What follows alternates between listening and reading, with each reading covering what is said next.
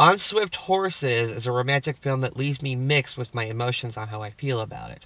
Please bear with me while I attempt to sort through those emotions while I'll tell you what's up with this movie. The story takes place in the late 1950s and stars Daisy Edgar-Jones as Muriel, a woman who is engaged to her loving boyfriend, played by Will Poulter, who was the best thing in the film Death of a Unicorn from earlier this year, until his brother comes home from the Korean War.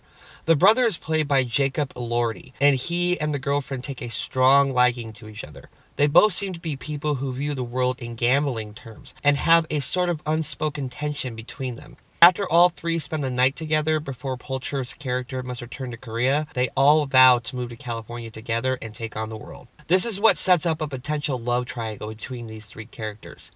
At least that's what the trailer makes you think. The movie ends up becoming much different than what was advertised. Sometime later, the couple is now married and living in California. She is a waitress who secretly goes to the horse track races and bets on them. You will have to forgive me for not remembering what the husband does for a living in this section of the movie, which is something I will come back to in a moment. The free spirit brother is living in Las Vegas, working as a watcher for the pit bosses of a casino, where he meets a guy he works with named Henry, and after several nights of them bonding, they quickly start up a sexual fling with each other.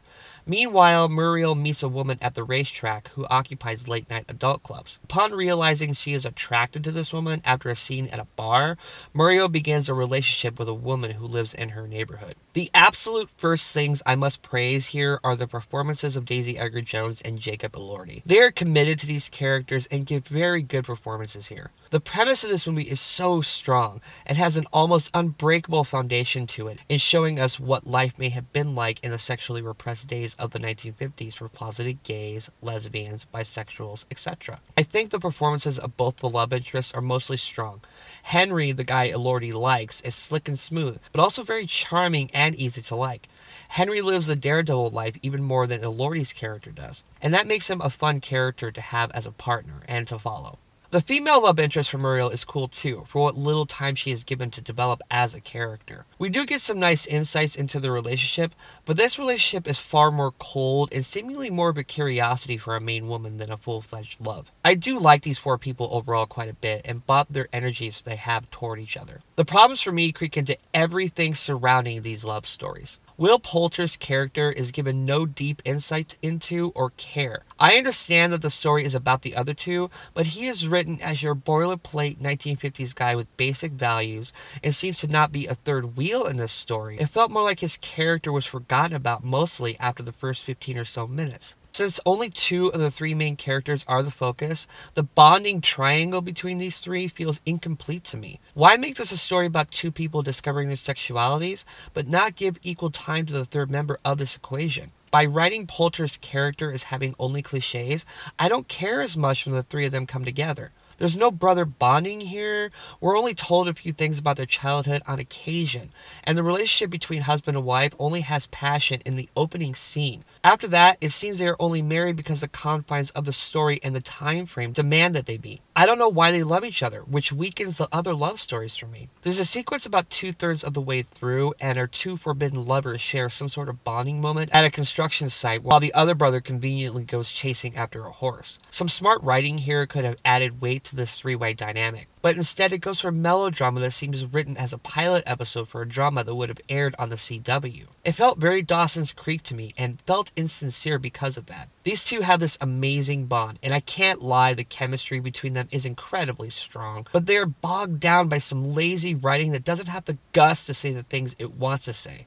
It only wants to imply it so we don't, I don't know, offend straight people or something? There's also a moment where Daisy Edgar-Jones' character is in bed with her lover, and she confesses that she has been in love with Jacob Elordi's character since the day they met. I mean, the first scene she sees him, he is shirtless lying on top of a car in the middle of the winter, so I can see why she would be drawn to that personally, but the story never implies he feels the same way about her. It suggests it on occasion, but he seems to have his heart set on someone else. I don't know, I feel that the movie leans him toward his lover more in Las Vegas, not necessarily Muriel. The thing that really aggravated me the most, though, was the last scene. Without spoiling it, one character is presented with a choice based off of two notes, and the movie does not show us what choice that character makes. felt like an insult to the arc these people were on together. And even though anyone with a brain can probably guess the choice the character makes, by leaving it ambiguous like that, it feels like the writer didn't want to offend either side of the spectrum by satisfying no one, and that really annoyed me. On Swift Horses is still a solid film, though,